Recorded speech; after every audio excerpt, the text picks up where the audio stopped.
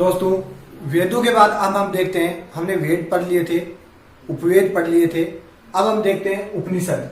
तो दोस्तों, उपनिषद है ये भारतीय दर्शन का स्रोत या पिता कहे जाते हैं और उपनिषद वैदिक साहित्य का अंतिम भाग होने का इसको वेदांत भी कहा जाता है। यानी उपनिषद को वेदांत क्यों कहा जाता है, उसका प्रमुख कारण है कि वैदिक साहित्य का सबसे अंतिम भाग है वो उपनिषद है, इसलिए इनको वेदांत कहा जाता है। और भारतीय दर्शन का पिता या भारतीय दर्शन का जो स्रोत है उस वो भी किसे कहा जाता है, वो भी उपनिषदों को कहा जाता है। उपनिषद का मतलब है कि गुरु के समीप बैठकर जो ज्ञान प्राप्त किया जाता था उसे उपनिषद कहा गया।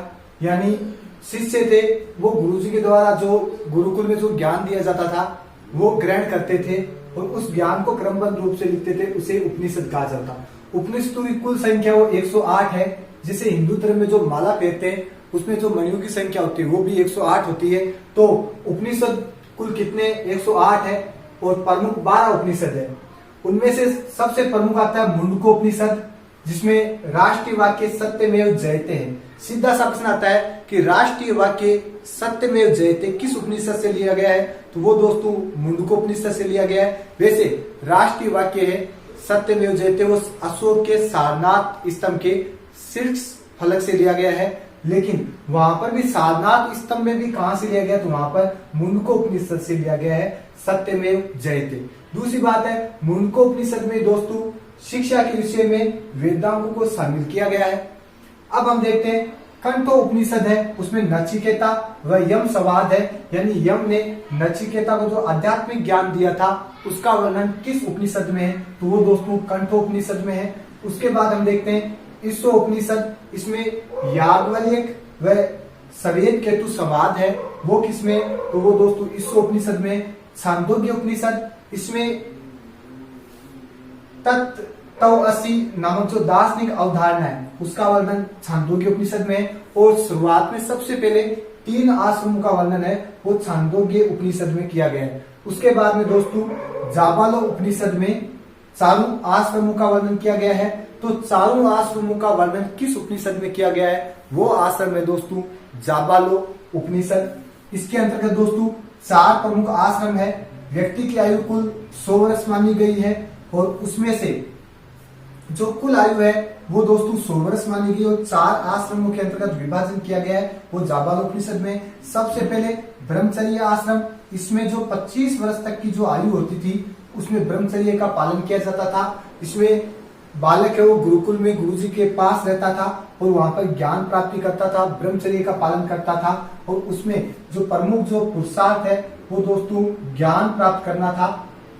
उसके बाद में हम देखते हैं गृहस्थ आश्रम, इसके अंतर्गत 25 से 50 वर्ष की जो आयु थी वहां पर व्यक्ति विवाह करता था, संतान उत्पत्ति करता था, कोई आजीविका चलाता था, व्यवसाय करता था और वो सांसारिक जीविका उपार्जन करता था। तो वो जो था वो गृहस्थ आश्रम था और इसके अंतर्गत व्यक्ति काम हुए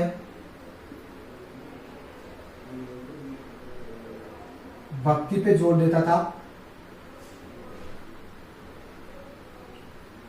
उसके बाद में हम देखते हैं दोस्तों कि गृहस्थ आश्रम है वो तीनों आश्रमों का पोषक कहलाता है। तीनों आश्रमों का जो पोषक है, तीनों आश्रमों का जो स्तंभ है वो किसे कहा जाता है, वो गृहस्थ आश्रम को कहा जाता है। क्योंकि ब्रह्मचारी आश्रम को भी भोजन की प्राप्ति इसी से होती थी, वानप्रस्थ और संन्यास इनको सबको गृहस्थ आश्रम से ही भोजन की प्राप्ति होती थी। गृहस्थ आश्रम में व्यक्ति धर्म, अर्थ, काम और मोक्ष तीनों भी प्राप्त कर सकता था, गीता में कहा गया है। और उसके बाद में आता है वानप्रस्थ आश्रम, इसके अंतर्गत दोस्तों व्यक्ति है वो आयु थी इसमें 50 से 75 वर्ष की और इसमें व्यक्ति है वो वन की ओर चला जाता था, ईश्वर का ध्यान लगाता था और इसमें उसका प्रमुख उद्देश्य था मोक्ष प्राप्त करना।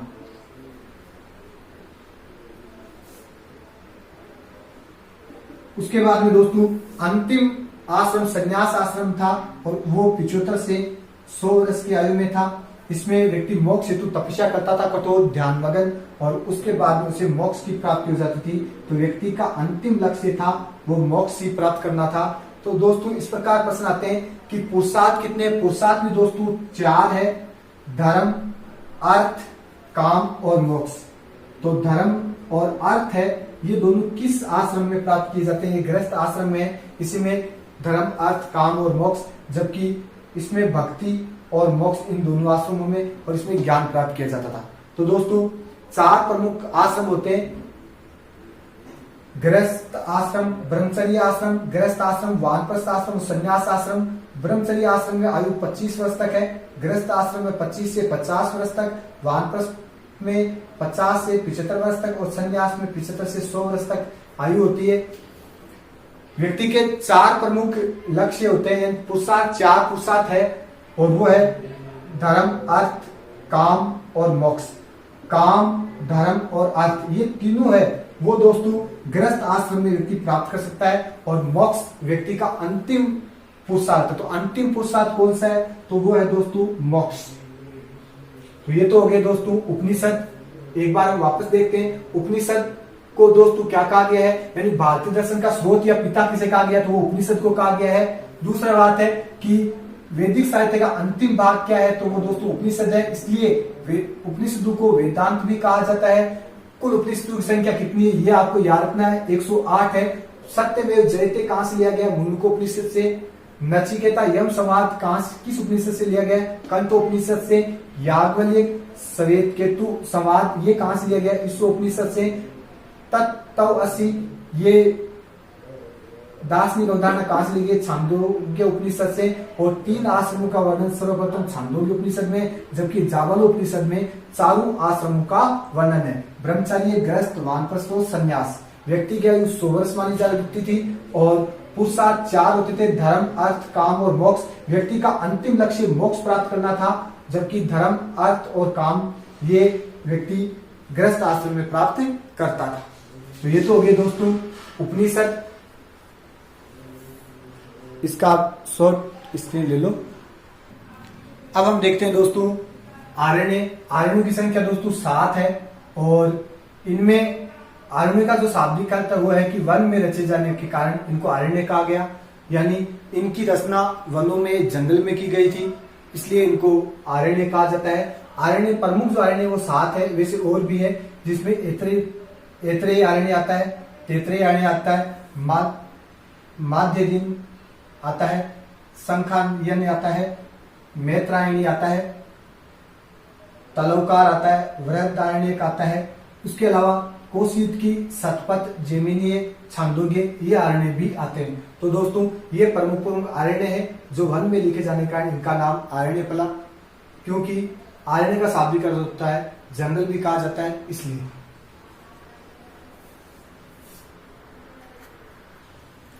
अब हम देखते हैं दोस्तों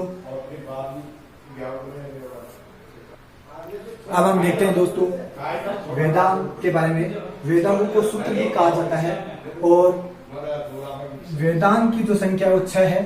वेदों का अर्थ के ज्ञान में सहायक है, इसलिए इनको वेदांत कहा जाता है, यानी वेदों का जो अर्थ है, शब्दार्थ है, उसका ज्ञान हमें प्राप्त होता है वेदांतों के द्वारा। वेदांतों में संक्षिप्त शैली है इनकी, इसलिए इनको सूत्र भी कहा जाता है। सूत्र साहित्य इसलिए कहा जाता है क्योंकि संक्षिप्त शैली होने का। अब दोस्तों 6 वेदांगों की ट्रिक है। निसी कब जाए 6, नी से हो जाएगा दोस्तों निरुक्ति। तो पहला जो वेदांग है वो हो जाएगा निरुक्ति। उसके बाद दूसरा आ जाएगा शिक्षा, तीसरा आ जाएगा कल्पसूत्र, उसके बाद में दोस्तों व्याकरण, व्याकरण के बाद में ज्योतिष,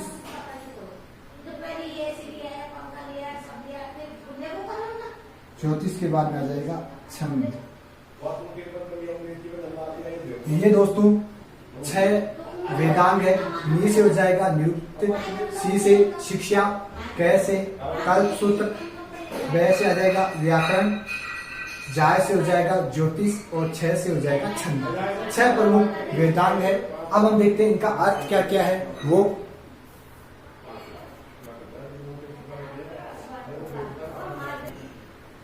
अब हम देखते हैं दोस्तों कि निरुक्ति का अर्थ है व्युत्पत्ति शास्त्र। ये प्राचीन ग्रंथ निरुक्त था और इसकी रचयिता महर्षि व्यास थे। शिक्षा, इसका अर्थ है ध्वनि शास्त्र से। ऋक, पत्ति, साक्य प्राचीन ग्रंथ है। शौनक इसके रचनाकार थे। कल्पसूत्र धार्मिक आचार शास्त्र था कल्पसूत्र। और इसमें जो 3 प्रमुख अलग अलग सूत्र लिखे हुए हैं, स्रोत सूत्र, आसवलायन स्रोत सूत्र ग्रंथ लिखा गया आसवलायन के द्वारा। ग्रह सूत्र आसवलायन ग्रह सूत्र ग्रंथ लिखा गया आसवलायन के द्वारा। धर्म सूत्र बोधायन धर्म सूत्र बोधायन के द्वारा लिखा गया। सुलभ सूत्र बोधायन सुलभ सूत्र बोधायन के द्वारा लिखा गया। तो दोस्तों ये कल्प सूत्र में धार्मिक आचार शास्त्र आता है। उसके बाद में हम देखते हैं व्याकरण। और व्याकरण के अंतर्गत व्याकरण में व्याकरण आ जाएगी। अष्टाध्यायी जो पाणिनि के द्वारा जो रचना है वो व्याकरण की है। तो अष्टाध्यायी रचना किसकी है दोस्तों? तो ये व्याकरण की पाणिनि के द्वारा रचित है। ज्योतिष खगोल विज्ञान से संबंधित है। वेदांग ज्योतिष आती है लखत मुनि के द्वारा लिखी हुई है। और उसके बाद हम देखते हैं छंद माप सिद्धांत आते हैं। छंद सूत्र पिंगल ऋषि के द्वारा लिखे गए। तो दोस्तों वेदांग सूत्र कितने हैं? 6 है। वेदांग का अर्थ है ज्ञान में सहायक। और वेदांग वेदों के संक्षिप्त शैली दी गई है इसमें, इसलिए इनको सूत्र साहित्य भी कहा जाता है। और वेदांगों की संख्या 6 है। इनका ट्रिक है निसी कब जायज है। नि से हो जाएगा निरुक्त, सी से शिक्षा, कल्प सूत्र, व्याकरण, ज्योतिष और छंद। ये दोस्तों 6 वेदांग। पुराणों की संख्या दोस्तों 18 है, यानी 18 महापुराण है। उनमें से 5 प्रमुख है जिनमें भारतीय राजाओं की वंशावली का वर्णन है। और वो है मत्स्य पुराण, वायु पुराण, विष्णु पुराण, ब्राह्मण पुराण, भागवत पुराण। इन 5 पुराणों में भारतीय राजाओं की वंशावली का वर्णन किया गया है। जो 18 पुराणों में से 5 पुराण है। इनमें सबसे प्राचीन पुराण है वो दोस्तों मत्स्य पुराण है। यानी पुराणों में सबसे प्राचीन पुराण कौन सी है? तो वो है दोस्तों मत्स्य पुराण, जो भगवान विष्णु के मत्स्य अवतार से संबंधित है।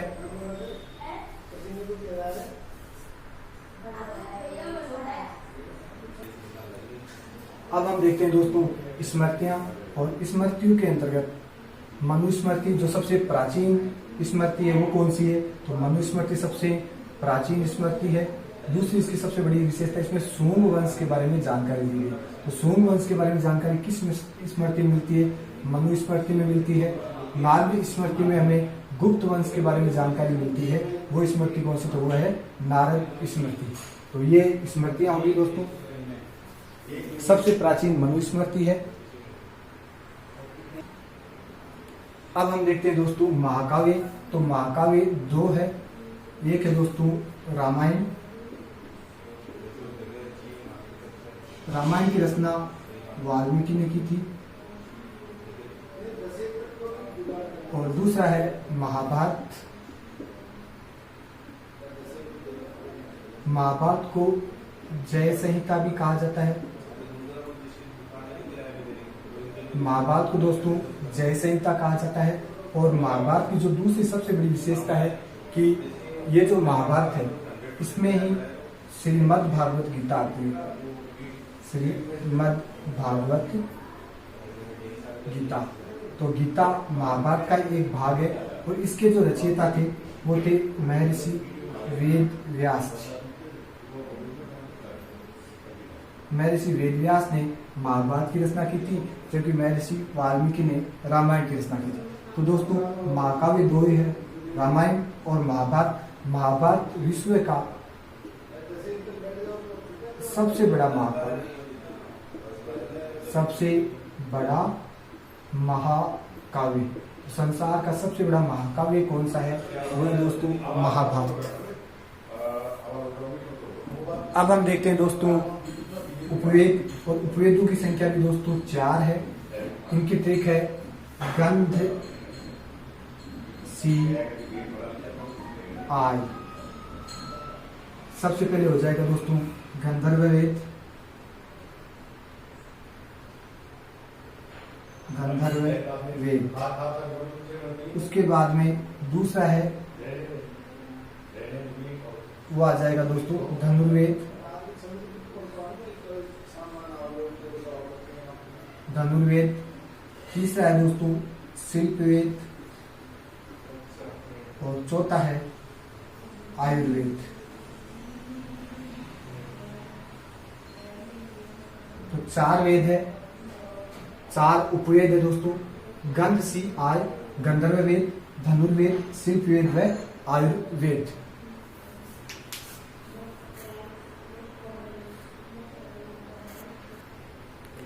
अब हम देखते हैं दोस्तों भारतीय संस्कृति में भारतीय दर्शन या षड दर्शन के बारे में। तो कौन से दर्शन के प्रवर्तक कौन थे, इनके बारे में हम देखेंगे दोस्तों। तो सबसे पहले आता है दोस्तों, सबसे प्राचीन दर्शन है वो आता है सांख्य दर्शन।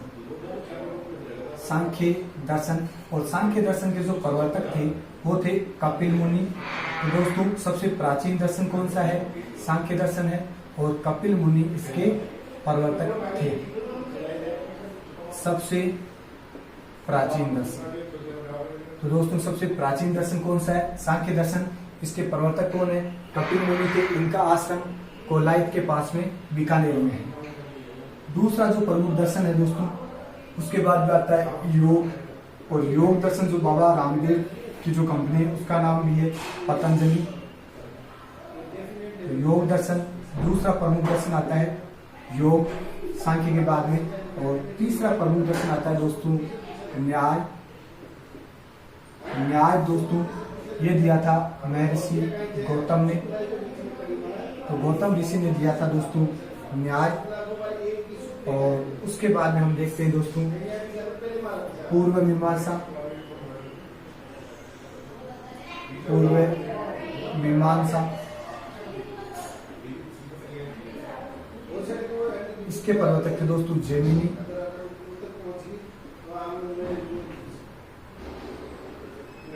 उसके बाद में आता है उत्तर मीमांसा।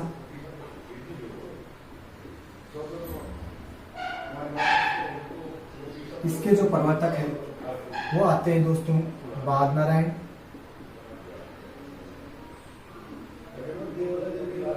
बादरायण। और फिर आता है दोस्तों अंतिम जो दर्शन आता है वो आता है वैशेषिक।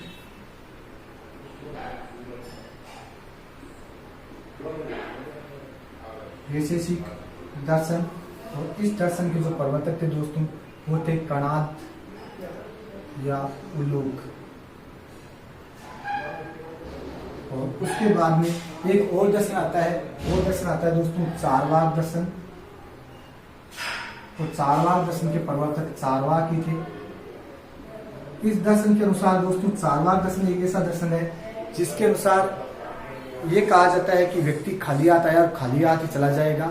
यानी अगर खुद के पास पैसे नहीं है तो भी वो उधार लेकर दूसरों से और फिर गिर पियो, यानी खाओ पियो और चरे लेते। ये चारवाक दर्शन है जो माना जाता है। तो दोस्तों भारतीय संस्कृति की एक प्रमुख दर्शन है साहित्यिक दर्शन, जिसमें सांख्य किसने दिया, कपिल मुनि ने।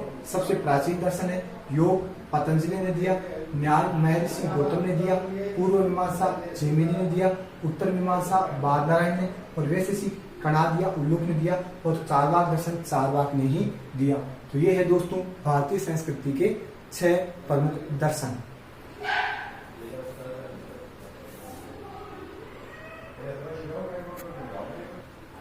अब हम देखते हैं दोस्तों कि जो प्रमुख जो यज्ञ है वो ये तो विशिष्ट यज्ञ थे, यानी विशिष्ट समय पर किए जाते थे। और ये थे जो दोस्तों पंच महायज्ञ, ये नित्य यज्ञ थे, यानी ये प्रत्येक पुरुष को करने अनिवार्य थे। और ये जो यज्ञ है वो विशिष्ट यज्ञ है, ये राजाओं के द्वारा किए जाते थे। विशिष्ट यज्ञों के अंतर्गत हम देखते हैं दोस्तों, एक तो है राजसूय यज्ञ। राजसूय यज्ञ कौन सा होता है दोस्तों, जब राजा सिंहासन पर बैठता है, यानी राज्य अभिषेक के समय जो यज्ञ करवाया जाता है उसे राजसूय यज्ञ कहा जाता है। राजा जब सिंहासनारोहण होता है या राज्यारोहण होता है उस समय राजसूय यज्ञ का आयोजन किया जाता है। इसके साथ में अब हम देखते हैं दोस्तों अगला यज्ञ है वो आता है वाजपेयी यज्ञ। वाजपेयी यज्ञ, इस यज्ञ के अंतर्गत दोस्तों रथ दौड़ का आयोजन किया जाता है। रथ दौड़ का आयोजन किया जाता है वो वाजपेयी यज्ञ में किया जाता है यहाँ पर। और तीसरा जो प्रमुख यज्ञ आता है दोस्तों वो आता है अश्वमेध यज्ञ। अश्वमेध यज्ञ है वो भगवान राम ने भी किया था दोस्तों। ये जो यज्ञ है वो ये अश्वमेध यज्ञ है। और इसमें अश्व को छोड़ा जाता है और अश्व की बलि दी जाती है। अश्व को छोड़ा जाता है, उस पर संदेश लिखा जाता है कि जो व्यक्ति उसको पकड़ेगा उससे पहले युद्ध करना होगा और नहीं तो उस राजा की अधीनता स्वीकार मानी जाएगी। तो ये अश्वमेध यज्ञ है जो भगवान राम ने भी किया था। और उसके बाद में जो प्रमुख यज्ञ आता है दोस्तों, वो आता है अग्निष्टोम यज्ञ।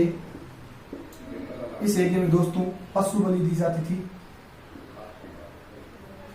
पशु बलि दी जाती थी और राजा 1 वर्ष तक इसमें ब्रह्मचर्य का पालन करता था। वो अग्निष्टोम यज्ञ था। तो उसके बाद में आता है दोस्तों अगला जो यज्ञ आता है वो आता है पुरुष यज्ञ। और एक जो प्रमुख यज्ञ वो आता है सर्व यज्ञ, यानी इन सभी यज्ञों को मिलाकर कहलाते हैं सर्व यज्ञ। तो दोस्तों ये तो विशिष्ट जो यज्ञ हो गए वो अलग हो गए, यानी राजसूय यज्ञ राज्याभिषेक के समय करवाए जाते थे, वाजपेयी यज्ञ रथ दौड़ के समय, अश्वमेध यज्ञ अश्व की बलि दी जाती थी, अरिष्टोम यज्ञ पशु बलि दी जाती थी, पुरुष यज्ञ और सर्व यज्ञ। अब हम देखते हैं दोस्तों पंच महायज्ञ जो गृहस्थ के लिए थे, उसके अंतर्गत पहला जो आता था वो आता था दोस्तों ब्रह्म यज्ञ या ऋषि यज्ञ। उसके बाद में आता था दोस्तों दूसरा देव यज्ञ, तीसरा है दोस्तों पितर यज्ञ। उसके बाद अगला आता है नृयज्ञ या मनुष्य यज्ञ और अंतिम यज्ञ आता है दोस्तों भूत या आकृष्ट बलि यज्ञ। ये प्रमुख यज्ञ है जो सामान्य व्यक्तियों द्वारा किए जाते हैं। अब हम देखते हैं दोस्तों कि ब्रह्म यज्ञ या ऋषि यज्ञ में पठन पाठन कर दिया जाता था और ऋषि के प्रति कृतज्ञता अर्पित की जाती थी। देव यज्ञ इसमें हवन द्वारा देवताओं की पूजा की जाती है, वो देव यज्ञ के अंतर्गत आ जाएगा। पितर यज्ञ इसमें पितरों का तर्पण किया जाता है, जल भोजन आदि के द्वारा पितरों को भोग लगाया जाता है, वो पितर यज्ञ आ जाएगा। नृ यज्ञ या मनुष्य यज्ञ इसमें अतिथियों का मेहमानों का आदर सत्कार किया जाता है, उनको भोजन करवाया जाता है, वो मनुष्य यज्ञ या नर यज्ञ आ जाता है। भूत या बलि यज्ञ इसमें चींटियों को भोजन दिया जाता है, पक्षियों को डाला जाता है, पशुओं को कोई चारा डाला जाता है, वो भूत या बलि यज्ञ के अंतर्गत आता है। तो दोस्तों वैदिक काल में यज्ञ 2 प्रकार के थे, विशिष्ट यज्ञ और पंच महायज्ञ या नित्य यज्ञ। विशिष्ट यज्ञों के अंदर 3 आप मोस्ट याद रखना, राजसूय यज्ञ जब राजा के राज्याभिषेक के समय, वाजपेयी यज्ञ रथ दौड़ की जाती थी और अश्वमेध यज्ञ अश्व की बलि दी जाती थी, अग्निष्टोम यज्ञ पशु बलि दी जाती थी और पुरुष यज्ञ और सर्व या ऋषि यज्ञ इसके अंदर पठन पाठन किया जाता था। देव यज्ञ हवन द्वारा देवताओं की पूजा की जाती है। पितर यज्ञ पितरों को अन्न जल द्वारा तर्पण किया जाता है। नर यज्ञ मनुष्य यज्ञ अतिथियों का सत्कार किया जाता है। भूत या बलि यज्ञ चींटियों पक्षियों आदि को भोजन डाला जाता है। ये प्रमुख दोस्तों यज्ञ आदि। दोस्तों गृहस्थ आश्रम में मनुष्य पर 3 प्रमुख रण है, उनमें त्रिरण कहे जाते हैं। एक है ऋषि रण। ऋषि ऋण के अंतर्गत दोस्तों ऋषियों के या साधुओं के जो या गुरुओं के जो ऋण है वो आते हैं। इसमें वैदिक ग्रंथों का अध्ययन करके और ये ऋण उतारा जाता है। वैदिक ग्रंथों का अध्ययन करके कौन सा ऋण उतारा जाता है तो वो आ जाएगा दोस्तों ऋषि ऋण। उसके बाद पुत्र ऋण, पुत्र उत्पन्न करके या संतान उत्पन्न करके ये ऋण उतारा जाता है, वो आ जाएगा दोस्तों पुत्र ऋण। देव ऋण इसमें यज्ञ किया जाता है और यज्ञ करके जो ऋण उतारा जाता है वो आ जाएगा दोस्तों देव ऋण। तो 3 प्रकार ऋण है, ऋषि ऋण, पुत्र ऋण और देव ऋण।